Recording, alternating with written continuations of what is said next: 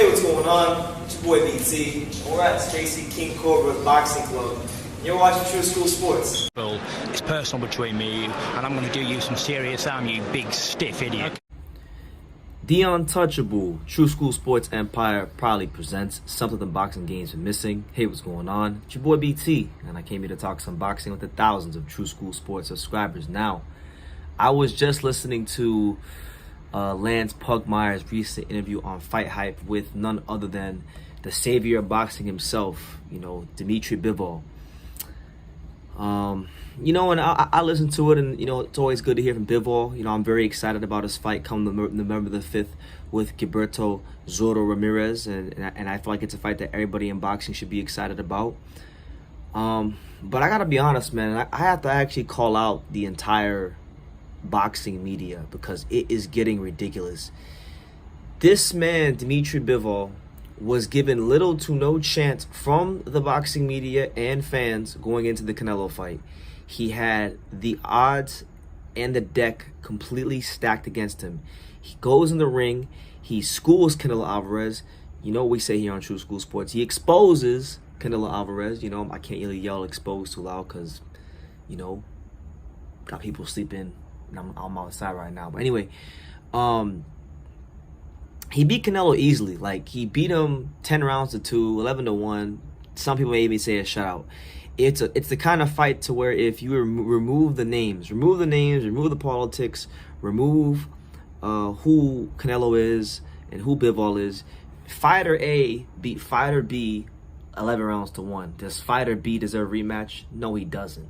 And truth be told, loud as kept here on True School Sports, Canelo Alvarez does not deserve a rematch with Dmitry Bivol. But every single time I hear Bivol doing an interview or his name mentioned, I don't hear about the things that we should be talking about, because what we should be talking about is this great fight on November 5th, which has been a long time in the making between Gilberto Zurdo Ramirez and Dmitry Bivol.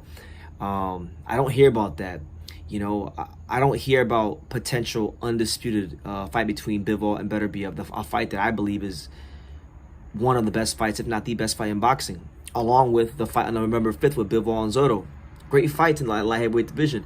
But y'all, and by y'all I mean the boxing media, not me, but the boxing media that goes to the fights and they go and they ask these tired ass questions to these fighters about what did you think about this fight that had nothing to do with you, and things like that. They feel the need to continue inserting Canelo's name where it does not belong. And I know, listen, I know I'm the guy on YouTube that's labeled as the Canelo hater guy, and that's okay, because I made peace with a long time ago that there's nothing I can do to change that, no matter what I say. But the reality is, I'm telling the truth. I'm calling a spade a spade. Canelo Alvarez doesn't deserve a rematch with Bivol, because not only did he lose to Bivol, he lost to Bivol when he had the deck stacked in his favor. So it's really like 2 losses, honestly. And I know he's gonna be out for a long time. So by the time he comes back, he'll probably fight like the winner of John Ryder versus Zach Parker, if that fight comes off, because the winner of that will have the interim title. But yeah, I just really think like it's pissing me off, because and the reason it's pissing me off is because there's so many fighters who have actually been legitimately robbed in big fights. I think of fighters like John Ryder against Callum Smith. I think of guys like Adrian Granados, who's been screwed many times in his career, also against guys like Broner. I think of, I thought, at least in my opinion, I thought Sean Porter beat Keith Thurman in their first fight. And even if he didn't beat him, the fight was close enough to where I think it warranted a rematch.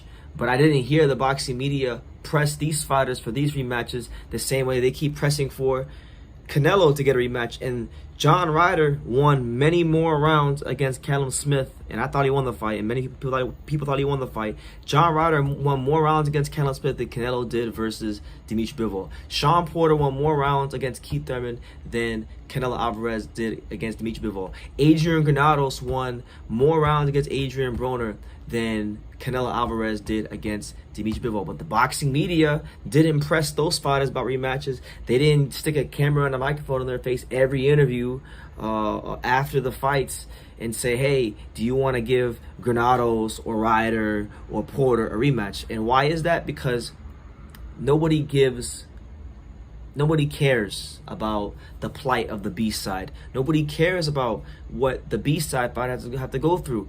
But I don't really look at it that way. I look at it like these fighters are all human beings and they all have their own journeys, and I look at them all the same. And Canelo Alvarez puts his pants on the same way as everybody else. He's not entitled to no rematch just because he generates money. I know this is prize fighting, so I get all that.